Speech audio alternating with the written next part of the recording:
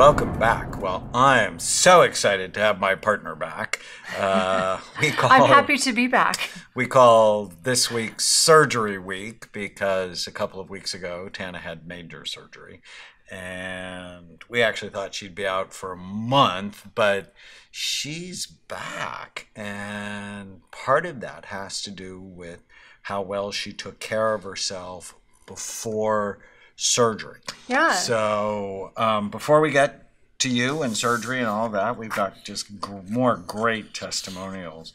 And we've had a whole bunch of people listen to the podcast come to Amen Clinic. Yeah, so they like that. They They like taking advantage of that. The discount, little gift, yeah. the discount, but really you take advantage of. But we want you sharing the podcast because the information is what's important. So this comes from an IIN health coach, Institute of Integrated Nutrition. Oh my God, you are my tribe. I love your podcasts and so happy to have your voice and interviews on a regular basis. My first intro to Dr. Tana Amen was on PBS years ago, then as a student at the Institute for Integrative Nutrition, and now she just graduated. I'm currently enrolled in Institute of Nutrition Gut Health course. That's awesome. And what I'm hearing on your podcast is aligned with what I'm learning. Yes, that's a gut-brain connection. Be. Yes. It is all connecting on so many levels. Thank you, and very grateful for your wisdom and sharing as I am sharing this with my family and friends around me. Much love. That's awesome. So I just, I love that. So whenever people have surgery, it's a big deal. I just published a couple of blogs on the impact of general anesthesia on the brain, which is not a good thing. No. And you know how sort of foggy you felt afterwards. Yeah. But you bounced back. Yeah. I mean, I'm still a little tired. It's 2 weeks right now. I'm still a little tired if I overdo it. I mean, I'm finally able to be up and out and driving, but I get tired. So I have to listen to my body. I'm finally old enough that I have enough wisdom. So I've had enough medical surgeries. This is my 10th medical surgery. So based on all that wisdom, and the interesting thing is, this surgery I have recovered from the best. I'm the oldest. I'm almost 50. And this surgery, Are you really that I am. old? I'm that old. No. So I have recovered better from this surgery than any of the past surgeries for several reasons. When I was younger, I didn't take as good a care of myself. That's the big one. Because I thought I was indestructible, right? We think we're invincible when we're young. Didn't listen. Thought I was special because I worked out so hard and, was whatever. I thought I was special and didn't have to listen to all the rules. And so I got up and did stuff way too early. I just didn't do as well with the surgeries. And this one I've done really well because I really just prepared well and listened. So interesting. The recovery's been better.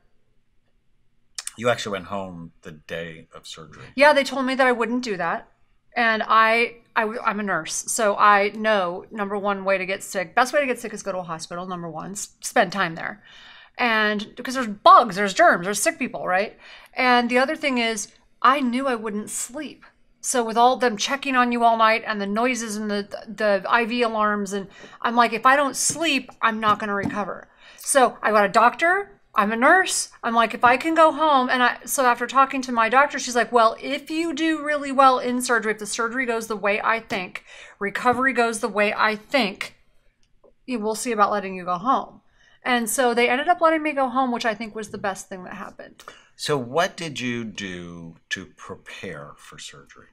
And, I asked that question and I think, well, you have been preparing for surgery for the last 10 years, right? As you've been super focused on your health. So I have a line that I use in Brain Warrior's Way, our books, Brain Warrior's Way. You don't wait till fight day to start training. You cannot. I practiced martial arts and I was attacked when I was 15. Obviously didn't have any training at that time, and I almost lost that fight. I won because I'm just a brat, because I'm crazy. I can attest to the brat. Because I get a little crazy when people, but it made me realize, you don't wait until fight day to start training, especially when you're talking about your health. So you guys should write that down, underline it, pin it up on the mirror. It's one of the most important things you can get from this podcast. No, I got you blindsided. Don't wait until you get sick to try to get healthy. Well, I got that blindsided. Is not the Most of us get blindsided the first time. I got blindsided with cancer at 23. I was like, what the heck? And then when it came back several times, I just didn't expect that. I didn't expect it. After that, I got a little wiser, and I'm like, all right, I don't want to keep going through this surgery thing. I don't want to keep having to do the radiation, the surgery, and feel so lousy all the time. So I got really serious about my health, and I thought, whatever comes up, I want to be ready for it. We all know something's coming at some point. Most of us hope it happens when we're 90, 95, 100, but we know it's coming at some point. So why don't you want to be ready for it? To think it's not coming is just foolish. So be ready for it. So I've been preparing for a long time. But the big thing is, so physically, with food, with sleep, with whatever, I've been doing that a long time.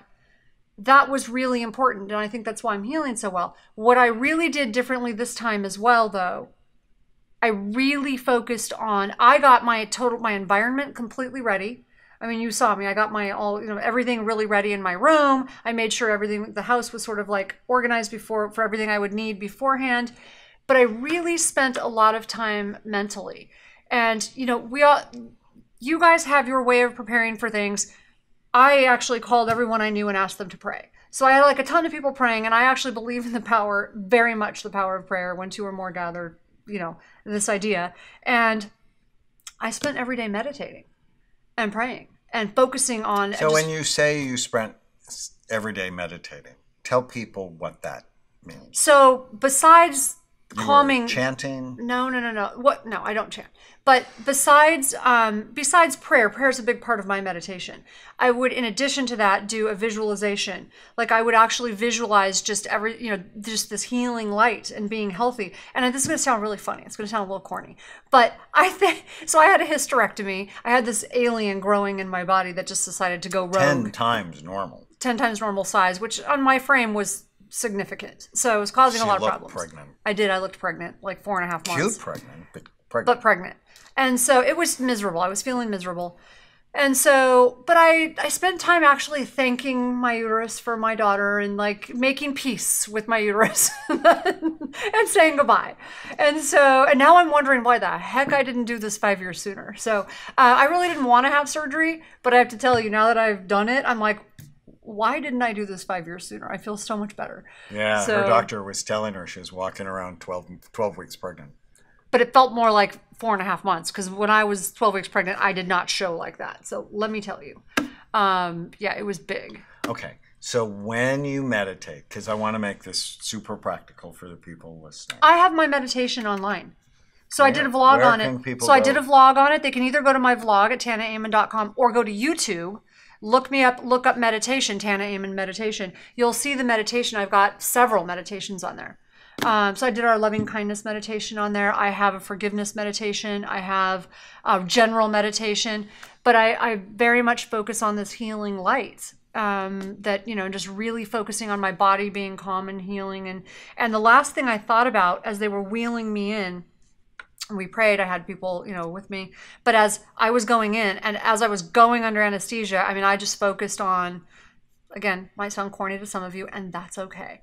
I just focused on, these loving arms around me and this beautiful white light. And that's how I went to sleep. And the next thing I know, I was awake.